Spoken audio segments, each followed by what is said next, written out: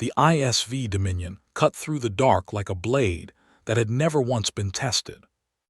Commander Velthar stood at the bridge's observation deck with his ridge crests relaxed, his posture loose, his expression carrying the particular boredom of a decorated officer assigned to a sector so quiet that the stars themselves seemed to be sleeping.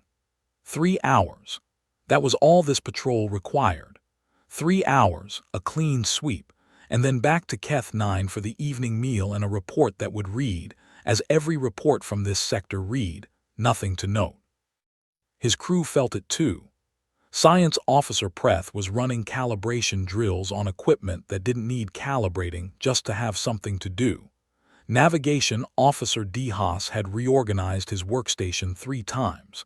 Even the ship's AI had flagged a routine maintenance cycle simply because it had processed every other task on its list. 40 cycles. That was how long since this stretch of space had produced anything worth writing down. Then the long-range array pinged.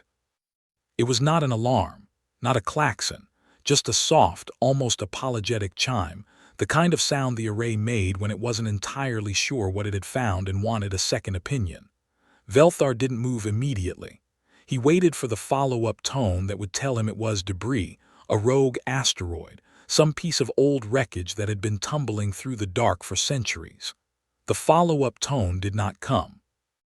Instead, Preth straightened slowly at his console. "Commander." His voice carried the specific flatness of someone choosing their words very carefully. "You should see this." Velthar crossed the bridge in 8 steps and looked at the screen. The contact was enormous. Not warship enormous in the way the Empire understood warships, not the clean, tapered, blade-edged enormity of a destroyer or the spherical mass of a dreadnought. This was a different kind of enormous. Dense, irregular, a silhouette that looked less like it had been designed and more like it had been accumulated, as though something had started as one shape and then, over a long period of time, kept having things added to it by people who disagreed about where things should go. The tonnage estimate came back first, roughly equivalent to a mid-tier Imperial destroyer. The heat signature came back second, low, dispersed, nothing like a conventional drive bloom. The registry scan came back third. Blank. Velthar frowned. He ordered a second scan. The computer ran it. The results came back identical. Hull silhouette, unclassified. Drive signature, unclassified. Registry, no match found. The system flagged the contact for manual review, which it only did when it genuinely could not fit what it was seeing into any category it had been given. "Run it again," Velthar said. Preth ran it again. Same result, except this time, when the system tried to render a 3-dimensional model of the contact for visual inspection, it managed to produce something on the screen, and the entire bridge went quiet. The vessel, if that was the right word for it, was covered in external scaffolding along its port side that served no structural purpose anyone could identify. Several sections of hull plating were visibly different colors, suggesting they had been replaced, or added, or both. There were protrusions along the dorsal surface that might have been weapons, or might have been antennae, or might have been something that didn't fall into either category. The aft section was almost dignified by comparison, except for what appeared to be an enormous additional thruster assembly that had been mounted at an angle approximately 15 degrees off-axis from everything else. It was, without question, the ugliest thing Velthar had ever seen in 30 years of service. It was also moving, slowly, calmly, with the unhurried confidence of something that had been through worse. Preth spoke first, in the voice of a man watching something he cannot explain and is not sure he wants to. "Commander," he said quietly, "that isn't a warship." Velthar stared at the screen. He stared at the contact. He thought about the 40 cycles of silence that had made this sector feel safe. "No," he agreed, "it isn't." He reached forward and opened a channel to flanking patrol units Keth 7 and Keth 12. "All units, this is Dominion Actual. We have an unclassified contact at grid reference Thate 9 Callum. Hold current positions and await further instruction." He paused. And someone pull our first contact protocols, the archived ones. D. Haas looked up from his navigation console. Sir, the archived protocols haven't been used in. I'm aware, Velthar straightened. Pull them anyway. The Dominion hung in the dark and watched the impossible thing drift through the light of a distant nebula, and not a single person on the bridge said anything for a long moment, because some silences are not about fear. Some silences are about standing at the edge of a category you didn't know existed until 30 seconds ago, and slowly realizing that nothing in your training has prepared you for what comes next. Preth ran the scan a fourth time. The result was the same. The object was still there, still moving, still utterly, maddeningly unclassified. And from somewhere deep within its asymmetrical, scaffolded, improbable hull, a faint thermal signature pulsed, steady as a heartbeat, warm as something alive. The Empire's first contact protocol was a dignified document. It had been written by 7 committees over the course of 11 years, revised 23 times, translated into 44 languages, and formatted with the kind of precise, elegant authority that the Galactic Empire brought to everything it considered important. It outlined in careful sequence exactly how an Imperial vessel should approach, hail, identify, and assess an unknown contact. It was thorough. It was professional. It was the product of centuries of accumulated diplomatic wisdom. The crew of the UES Persistent Thought ignored approximately 90% of it in the first 4 minutes. Velthar had opened on the standard Imperial hailing frequency, clean, formal, introducing the Dominion by name and registry, statting Imperial jurisdiction, requesting immediate identification and vessel manifest. A textbook opening. He had delivered it with the measured authority of a commander who had done this before and expected the script to be followed. Silence. He tried frequency 2, silence. Frequency 3, silence. His comms officer, Ven, worked through the standard range methodically, each attempt more clipped than the last, the unspoken implication growing heavier with every non-response.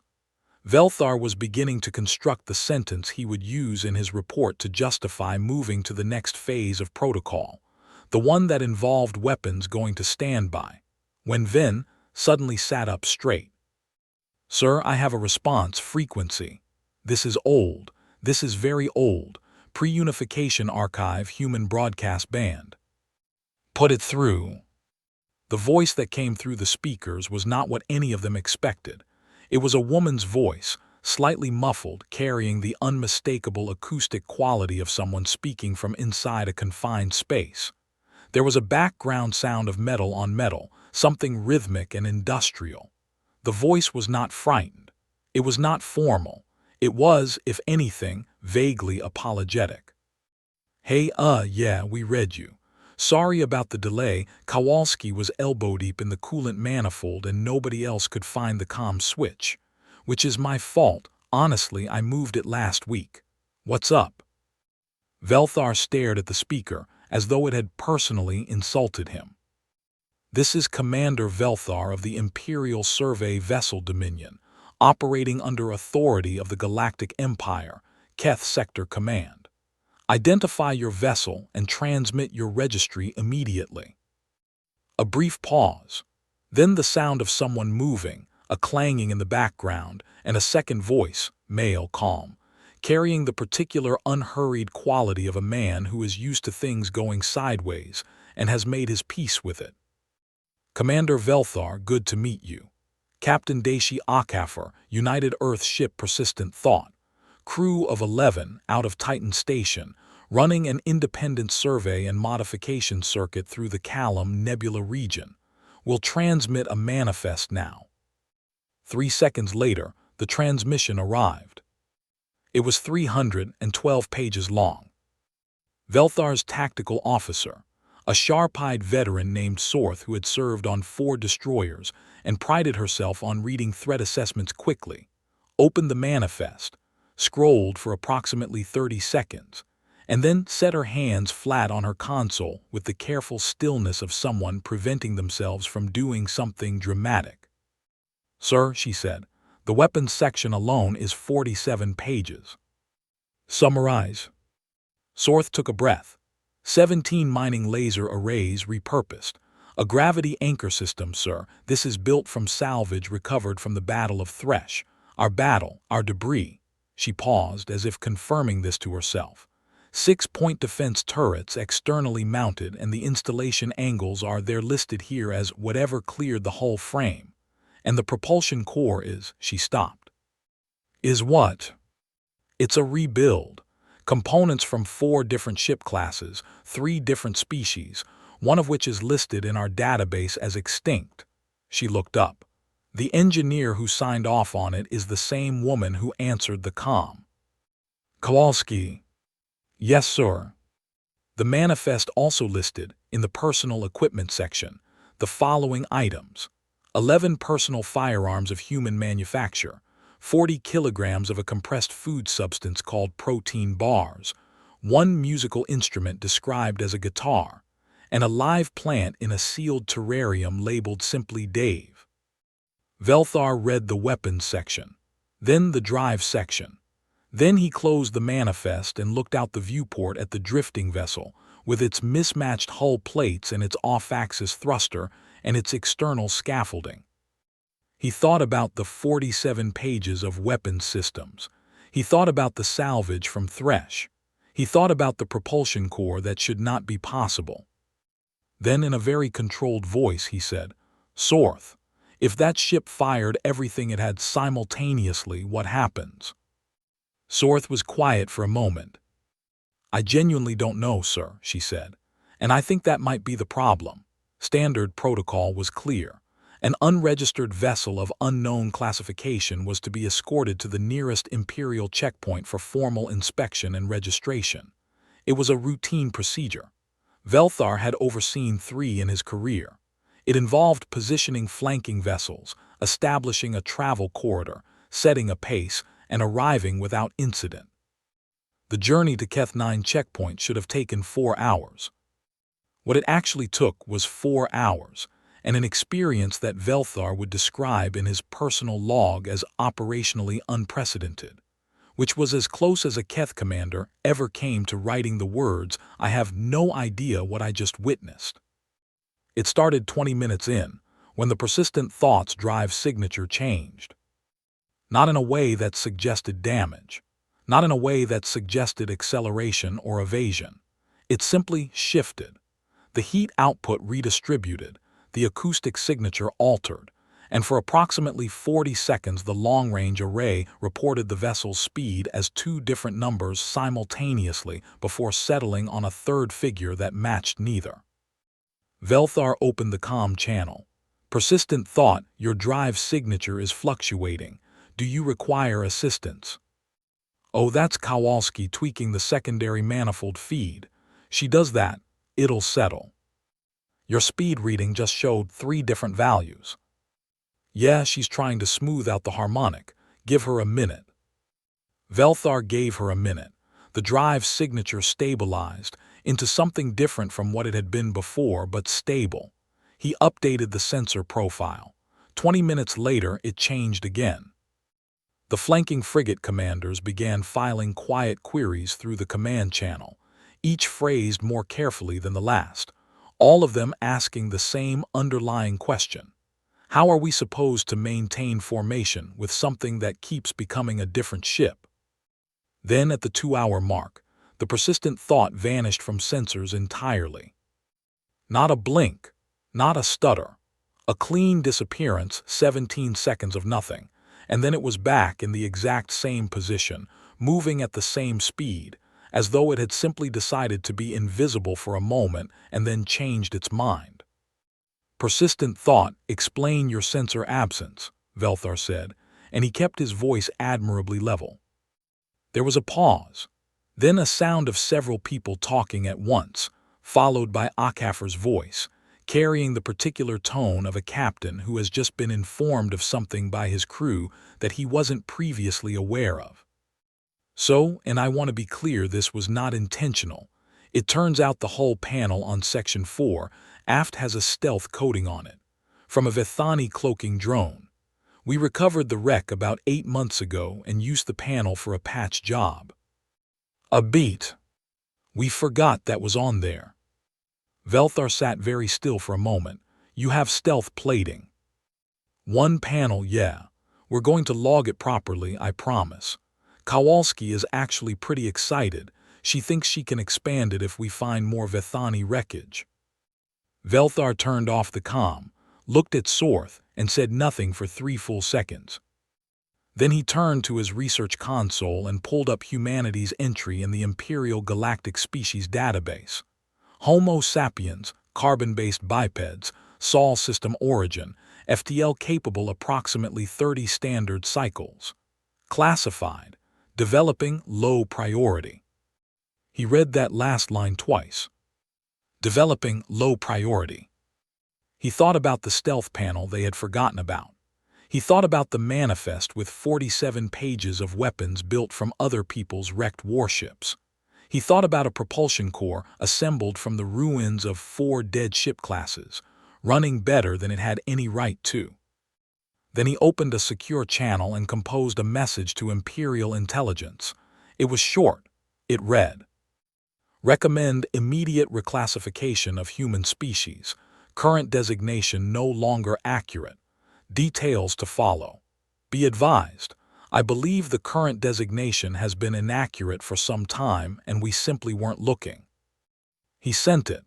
Then he turned back to the viewport and watched the persistent thought drift through his sensor range, mismatched and magnificent, trailing a heat signature that his computer kept updating every few minutes because it kept changing. In the background, faintly through the still-open secondary channel, he could hear Kowalski singing to herself while she worked. She sounded cheerful. The 3 Imperial inspectors who boarded the UES Persistent thought at Keth 9 were professionals. Inspector First Calith had 20 years of experience. He had inspected mining vessels, diplomatic ships, military transports, and once a vessel so compromised by structural decay that it had partially collapsed during the walkthrough. He was not easily rattled. He stepped through the airlock with his clipboard-equivalent data slate, his 2 junior inspectors at his heels, and he was fully prepared for a thorough but manageable process. Then a human woman with engine grease on her forearms handed him a cup of coffee. He accepted it reflexively, because declining something offered with that much casual confidence requires a faster social response than he had ready, and took a sip before his junior inspector Mel could warn him. The effect was immediate and difficult to describe. A warmth that moved from his throat to his chest with alarming speed, followed by a sharpening of attention that felt less like wakefulness and more like being grabbed by the collar. "That's coffee," said Chief Engineer Kowalski. "Colombian blend. Enjoy. Fair warning, second cup hits harder." Calith set the cup down very carefully and decided to pretend that had not happened. The inspection was supposed to take 40 minutes. 9 hours later, Calith was sitting on a crate in Section 7, his data slate full of forms that had never existed before today, eating something called a protein bar because he had missed the evening meal cycle, and staring at a wall seam that was not supposed to be structurally sound, and yet had been holding the ship together for 3 years. The weapons array had taken 2 hours alone, not because the humans were obstructive. They were the opposite of obstructive, opening every panel, pulling every access cover, explaining every system with the eager enthusiasm of people who had been waiting for someone to ask. The problem was categorization. The 17 mining laser arrays were simultaneously weapons, tools, and, in the case of the 3 mounted on the forward dorsal cluster, classified in the ship's own logs as art installation functional. Do not disassemble Kowalski. Junior Inspector Mel had stared at that entry for a long time. The hull plating in Section 7 was a material science problem that Calith had not anticipated. 3 different metal alloys, 2 of which were Imperial-derived, and one of which appeared to be an organic metallic composite of human invention.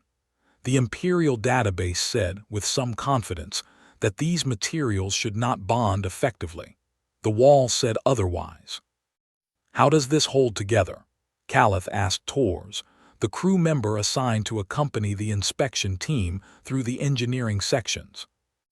Tors, a lean man with the calm, patient manner of someone who had been asked this question before, considered it seriously. "Honestly, weld quality mostly. Kowalski's welds are she's very good, and the composite actually bonds better under heat stress than pure alloy, which we didn't know going in but figured out by accident." "By accident?" "We figured most things out by accident," Tors said, with what sounded like genuine pride. "That's kind of the process." The reactor room was where Calith's composure finally and quietly departed. It was running, stable, warm and consistent, its readings sitting in a comfortable operational band. It should not have been running. The configuration, which Calith photographed 17 times from different angles because he wanted to be absolutely certain he was seeing it correctly, used a coupling arrangement that Imperial engineering theory categorized as non-viable. The resonance feedback alone should have been destabilizing, but the reactor was not destabilized. It hummed along with the contentment of something that had never been told it was impossible. "Who designed this?" Calith asked. "Kowalski," said Tors. "From existing plans?" "From memory mostly, and a lot of reading. She went through our engineering library pretty thoroughly and then just tried things." Calith looked at the reactor. He looked at the configuration. He thought about the 7 Imperial engineering committees that had concluded this arrangement was non-viable. He thought about the fact that he was standing in front of it, and it was running. He pulled up the threat assessment field on his data slate, the one he was required to fill in before filing any inspection report. He had filled in that field hundreds of times. It usually took him less than 10 seconds. He stared at it for 4 minutes. Then he typed unknown. Deleted it. Typed unknown. Left it. Outside in the corridor, through the thin walls of the ship, he could hear music playing from somewhere deeper in the vessel, something with strings, something human, something that sounded old and warm and completely at ease with itself. Calith gathered his data slate and his 9 hours of forms, and his expanded understanding of what the word impossible was apparently allowed to mean, and he walked back to the airlock. He left the second cup of coffee untouched. The inspection report was classified Level 3 restricted. It was also, within 11 days, the most discussed document in 6 sectors. This was not, strictly speaking, a leak. It was more that Level 3 restricted in practice meant that roughly 800 Imperial personnel had access to it, and 800 people, it turned out, was enough for a document to develop its own momentum. It traveled through the secure network in official forwarding chains first, then in summary form through intership messaging, then in increasingly embellished verbal form through every dockworker's cantina, merchant lounge, and crew quarters between Keth 9 and the Varathi Drift. By the time it reached the Imperial Senate's Defense Subcommittee, Senator Vrathkel had already heard 3 different versions from 3 different sources, each one slightly more dramatic than the last. The version she found most interesting was also the most accurate. A human-independent vessel, 11 crew, had passed through Imperial space with a weapons array that took 2 hours to inspect, a reactor that shouldn't function but did, hull plating made of materials that should not be compatible but were, a stolen Vethani stealth panel they had forgotten about, and a propulsion system assembled from 4 dead species ship components that an Imperial engineer later described in a private message to a colleague as an insult to physics that physics apparently decided to tolerate. The subcommittee meeting was supposed to address mining rights in the Outer Reach. It spent 40 minutes on mining rights and 2 hours on the persistent thought. The motion that emerged, to formally classify human independent vessels under a new category designated unregulated independent combatants, was tabled after Subcommittee Advisor Preen quietly pointed out that the designation required a command authority to notify, and humans, as far as imperial records showed, did not have a centralized military command structure overseeing independent vessels. There was no one to send the paperwork to. The paperwork would simply exist in a file, addressed to nobody, which was arguably worse than no paperwork at all. Meanwhile, the persistent thought had continued on its registered route. At Marith Station, a loading crane had seized mid-cycle, threatening to drop 11 tons of cargo onto a docked freight hauler. Crew member Torres had assessed the problem, borrowed 3 tools from the station's maintenance bay, and fixed it in 40 minutes using components he had taken from the ship's galley. When the station master asked what components, Torres had said cheerfully, "Part of the soup press, I think. We didn't use it much." At Vethani Drift Outpost, a pirate interceptor had been tracking the persistent thought for 6 hours, pinging it with low-powered sensor sweeps in the classic pattern of a predator gauging prey. Then the interceptor's crew had apparently gotten a detailed look at the persistent thought's aft section, the section with the off-axis thruster assembly, and the array of modified mining lasers pointed in approximately 11 different directions, and the interceptor had changed course and quietly left. No shots fired, no communication. The pirate crew had simply looked, considered, and decided that whatever the persistent thought was, it was not prey. At Callum Way Station, Captain Okafor had granted an interview to a freelance journalist from the independent drift press. He was unhurried and direct, the kind of man who answered every question fully and gave the impression that he had nothing to hide, which, he pointed out, he didn't. "The ship looks the way it looks because we built it for what we needed," he said. "Every modification solved a real problem. None of it was planned in advance. We found problems, we fixed them, we moved on. That's all." The journalist asked if they worried about the Empire's reaction to the vessel's unusual profile. Okafor smiled. "The Empire's reaction has been very interesting," he said. "They keep scanning us twice." The interview was picked up by 14 news networks. The headline, "We keep getting scanned twice," became, briefly, the most repeated phrase in human independent space. Back at his desk, Velthar read the interview, the subcommittee report, the inspection file, and 3 separate intelligence assessments. He thought about the 40 cycles of silence in the sector. He thought about developing low priority.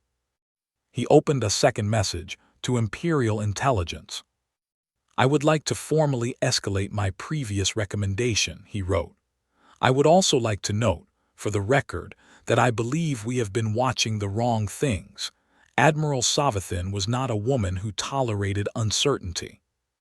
She had spent 40 years in the Imperial military reaching certainty through systematic process, gather data, analyze, conclude, act. She had applied this methodology to 7 fleet engagements, 3 contested border disputes, and 1 diplomatic crisis that everyone else had called unresolvable. She did not find the persistent thought situation philosophically interesting. She found it irritating. Not because the humans seemed dangerous, but because she could not determine whether they were dangerous, and that gap in her knowledge felt like a splinter she couldn't reach. The solution, as she saw it, was empirical. The joint navigation exercise she arranged was technically within the bounds of the new preliminary Human-Imperial Cooperative Framework, a document so preliminary it barely existed, but enough to provide cover. 2 Imperial frigates, veteran crews, full simulation loadout. 1 human independent vessel, 11 crew, registered tonnage and armament on file. A controlled engagement scenario over a contested stretch of the drift boundary. Nothing live, complete sensor recording. When the offer reached the persistent thought, the response came back in under 3 minutes. "Absolutely, when do we start?" There was, in that response, an enthusiasm that should perhaps have been a warning. The simulation parameters were standard for Imperial fleet training. Engagement at medium range. Full electronic warfare suite active. Objective being to achieve targeting lock on the opposing vessel while avoiding the same. The two frigates, ISV Kethvane and ISV Theron, were commanded by Senior Captain Odrak and Senior Captain Beale respectively. Both had participated in this exact exercise format dozens of times. They understood the geometry, the approach vectors, the optimal formation spacing. They had the persistent thought specifications on file. They had, between them, a combined 60 years of tactical experience. The exercise began at 600. By 612, Senior Captain Odrak had filed a quiet query with the referee vessel asking whether the persistent thought's erratic movement was a simulation parameter or a technical fault. It was neither. It was Kowalski, adjusting the drive output every 40 seconds in a pattern that had no tactical logic anyone could identify, because, as it turned out, it wasn't tactical logic. She was testing a new manifold configuration she'd been thinking about for 3 weeks and had decided this was a good opportunity. The persistent thought did not maneuver like a warship. It did not maneuver like a freighter either. It moved in the halting, variable, unpredictable way of something that was operated by people who made decisions based on what seemed useful right now rather than any doctrine, because they had never written a doctrine. There was no formation to predict because there was no formation. There was no pattern to break because the pattern was there is no pattern. At 6:34, the persistent thought drifted into a position that both frigate commanders immediately recognized as disadvantageous. It was inside the standard defensive envelope, broadside to both ships, with no obvious escape vector. By every conventional measure, it was cornered. Savathin, watching from the referee vessel, leaned forward. At 6:35, every one of the persistent thought's 17 mining laser arrays fired in sequence, not simultaneously, but in a rolling wave, each pulse using the recoil displacement of the last to nudge the ship's orientation by fractional degrees, creating a rotating field of fire that swept across an arc neither frigate's point defense grid had been configured to cover, because no ship had ever done that before. Neither frigate achieved targeting lock. The persistent thought drifted out of the engagement zone at 6:41, moving slowly, making no dramatic exit, Kowalski audibly singing through the still-open comm channel. Savathin watched the replay, then watched it again, then 6 more times. The solution wasn't elegant. It wasn't from a manual. It was, in the most literal sense, improvised. The firing sequence had used the ship's physical reaction to its own weapons as part of the maneuver, which was either brilliant or lucky or both, and the distinction barely mattered. She called her staff into the room, closed the door, and said the words quietly as though they were fragile. "We have been assuming humans build ships the way we do." A long pause. "They don't. They build ships the way they build everything else. They find a problem, they fix it, then they find the next problem. They have been doing this for 30 years without anyone watching closely, which means they have 30 years of solved problems we don't know about." The room was silent. "Find out," Savathin said, "how many ships like the persistent thought are currently operating in independent human space." The answer, when it came back, was 47. 47 vessels with the same unclassified flag. 47 crews who had been solving problems in the dark, without manuals, without oversight, without anyone scanning them twice. Savathin read the number and was quiet for a long time. Then she said, "Set up a diplomatic meeting, Captain Okafor face to face." The diplomatic chamber aboard Keth 9 was designed to communicate authority. This was intentional and precise. The proportions of the room, the materials used, the arrangement of the seating, the angle of the lighting, all of it calibrated over centuries of imperial diplomatic architecture to produce a specific psychological effect in visitors. The effect could be summarized as, "You are in the presence of something larger than yourself, and it is considering you. Captain Daishi Akafar sat across the table from 3 imperial diplomats, a military advisor, and Admiral Savathin herself, and looked completely comfortable. He had arrived in clean clothes, which for the persistent thought was apparently a formal gesture. Kowalski had stayed on the ship, which the Imperial team had quietly requested after reviewing the inspection report, and which Akafar had agreed to with a small smile that suggested he understood exactly why. He had brought no legal counsel, no security, no technical staff. Just himself and a thermos of coffee, which he set on the table without explanation and did not offer to share. Lead diplomat Har opened with the proposal.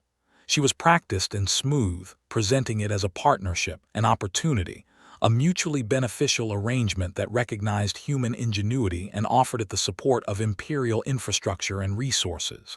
The language was generous. The framing was respectful. The substance, stripped clean of its diplomatic coat, was, "We would like to know what you are doing, and we would like to be present when you do it." Formal registration of human independent vessels under a joint classification framework. Imperial engineers embedded in human shipyards, observational capacity, they called it, not oversight. Shared technical research. Access to imperial materials databases, manufacturing resources, supply chains. It was a good offer. It was, by any measure, more than the empire typically extended to a species 30 years into FTL travel. Akafar listened to all of it without interrupting. He had the quality, rare in Velthar's experience, who was present as an observer, seated to the side, of making you feel genuinely heard simply by the quality of his attention. When Har finished, he was quiet for a moment, not calculating, thinking. He asked 3 questions. The first was about the registration framework timeline. Har answered it. The second was about research ownership, who held rights to designs developed under the cooperative program. Har answered that too, after a brief glance at her advisor. The third question was quieter. What happens to the ships my people have already built? The room stilled slightly. It was the question they had prepared for and still weren't entirely comfortable with. They would be grandfathered, Har said carefully, registered retroactively under the new joint classification. Their current status would be recognized. Unchanged. Largely, yes. Akafar nodded slowly.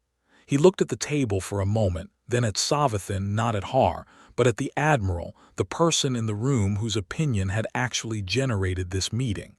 It was a small thing, that shift of gaze, but it was precise. "Then let me make a counteroffer," he said. The Imperial delegation arranged themselves attentively.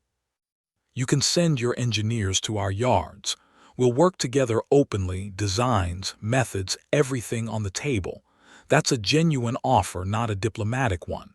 He paused. "But I'd recommend sending your very best people." "Why is that?" Savathin asked. Akafar smiled, not with triumph, not with arrogance, with something that was almost warm. "Because Kowalski is already on version 11 of the drive manifold as of this morning," he said. "And your best people are going to have about 3 weeks before the baseline shifts again." Savathin looked at him for a long moment. Then slowly she nodded. "We'll send our best," she said. After the meeting, Velthar walked with Akafar through the station corridor toward the docking arm where the persistent thought sat in its berth. Asymmetrical, scarred, newly modified in at least 2 places since the inspection, already different from the ship they had first scanned a month ago. "You weren't surprised by the offer," Velthar said. "No," Akafar agreed. "You were waiting for it." Akafar glanced at him. "We've been visible for a year, moving through your space, getting scanned, getting inspected. If the offer didn't come, we would have had a different kind of conversation." He looked at the ship. "But it came." Velthar thought about the first scan. The blank registry, the computer flagging the contact as unclassified 3 times before anyone overrode it. "When you first moved into this sector," he said carefully, "with that ship, Did you know what reaction you'd get? HFY was quiet for a beat. We knew someone would scan us twice, he said, 6 months later. A different sector, a different ship. The ISV Calith Prime was a new-build patrol cruiser, fresh from the Keth 3 yards, crewed by officers most of whom had never served in the Callum Nebula region. Commander Ritha was 28 years old, third-generation Keth military, sharp and methodical, and quietly proud of her first deep sector assignment. She had memorized the standing protocols for this sector, updated her charts, reviewed the standard contact classifications, and prepared for a patrol that the briefing notes described as quiet. She had not reviewed the supplemental files, because the briefing notes had described the sector as quiet. She was about to review the supplemental files. At 1400 hours, the long-range array pinged. Ritha looked at the screen. The contact was enormous, a massive vessel near the Callum Nebula, slow-moving, unusual heat distribution, hull silhouette that matched nothing in her standard database. She did what any trained officer would do. She ordered a scan. The results came back fragmented. The registry came back blank. The computer flagged the contact as unclassified and recommended manual review. Ritha ordered a second scan. Same result, except this time in the lower right corner of the contact classification field, a new tag appeared. Not unclassified, something else. A new designation, amber flagged, added to the database 6 months ago by order of Admiral Savathin's office. Human Independent Category, Persistent Class. Below it in small text, Threat Assessment. See attached supplemental 400 PAGES. Ritha stared at that for a moment, then she opened the supplemental. She read the first page, which was the executive summary. She read the second page, which explained what a persistent class vessel was, where the classification name came from, and why the weapons manifest was 47 pages long. She read the third page, which described the Keth 9 anomaly, and the fourth page, which described the drive manifold situation. On the fifth page, there was a section titled Current Status of Joint Cooperative Program, and it contained a paragraph that made her sit up slightly straighter. It noted that as of the filing date, Human Independent Yards under the cooperative program had produced 3 new vessel designs not yet classified in the Imperial database, that Chief Engineer Kowalski of the UES Persistent Thought had been formally designated a person of interest by Imperial Engineering Intelligence, non-threatening, informational, and that the Persistent Thought itself was now on version 13 of its primary drive manifold. Version 13, in 6 months. Ritha closed the supplemental. She looked at the vessel on her screen, lumpy and asymmetrical and patched, and magnificent, drifting through the nebula light with the unhurried confidence of something that had been through worse and expected to go through more. She thought about the first commander who had scanned this ship. She thought about what he must have felt, watching those blank results come back, reaching for protocols that weren't built for this. She opened a channel to her senior staff. "Get me the Joint Protocol Handbook," she said. "The Human Contact Edition." She paused. "And make contact on the archived frequencies, the old human broadcast band. You'll find it in the comms system, pre-unification archive." Her comms officer pulled it up. "One more thing," Ritha added, and she kept her voice level professional, appropriate to a commander on her first deep sector posting. "If anyone on their crew offers you something called coffee, decline." A beat. "I'm serious, decline." She turned back to the viewport. The Persistent Thought was still there, still drifting, already probably different in 17 small ways from the ship described in the 400-page supplemental file, already becoming version 14 of itself in whatever Kowalski was elbow-deep in right now. Ritha had grown up reading about the great civilizations of the galaxy, the species that had mastered space in the ancient centuries, the empires that had risen and codified and organized the known universe into something manageable. She had learned in school that progress was systematic, that advancement was structured, that the species which endured were the ones with the best plans. She looked at the persistent thought and thought about that. Humanity had no plan. Humanity had problems, and people who refused to leave problems alone, and 11 crew on a ship that should not work but did, iterating endlessly, finding solutions that weren't in any manual because they hadn't written the manual yet, moving through the galaxy like a question that kept answering itself, and then immediately becoming a harder question. The comm crackled, a woman's voice, slightly muffled, slightly cheerful, completely unbothered. "Hey, yeah, we read you. Sorry for the delay," Kowalski was. Ritha smiled, she couldn't help it. Elbow deep in something, she finished quietly to no one. Elbow deep in the port manifold coupling, what's up? Ritha straightened in her chair, squared her shoulders, and prepared to do this properly. "This is Commander Ritha of the ISV Callith Prime," she said. "We've been expecting you." Another beat of static. Then warm and unhurried, a different voice, a captain's voice, calm as deep water, familiar with being scanned twice and untroubled by it.